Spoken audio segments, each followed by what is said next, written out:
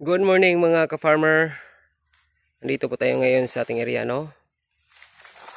Umulan po kahapon mga kalutong farmer.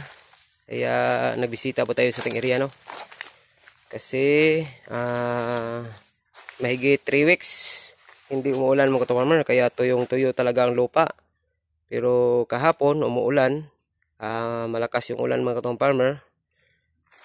Tiningnan ko yung lupa kung pwede naman mag-abono. Pero sa tingin ko, hindi pa. Kasi kahapon pa umulan mo to farmer. Sana may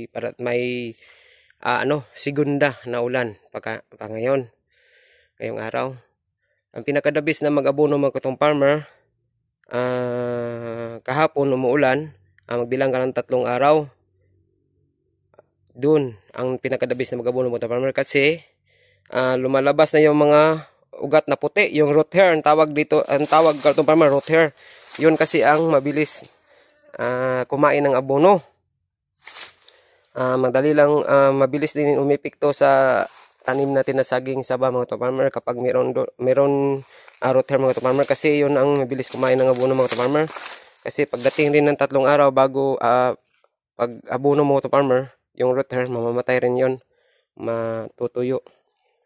Kaya ang pinakadabis na mag-abono mga farmer, 3 days galing pag-ulan, no, para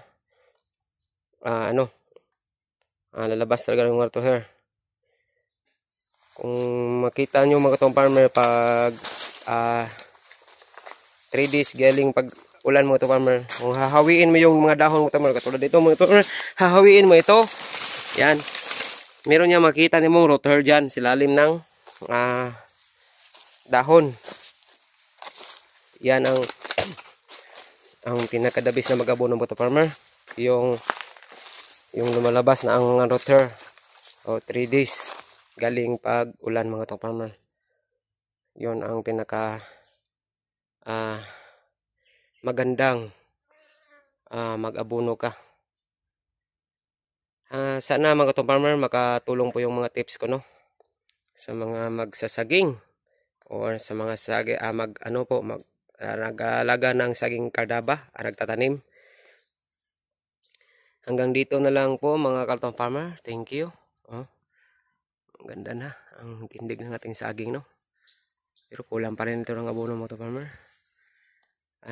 God bless po sa ating lahat. Sana ay makatulong po ang mga tips na sinasabi ko sa inyo mga farmer. Thank you.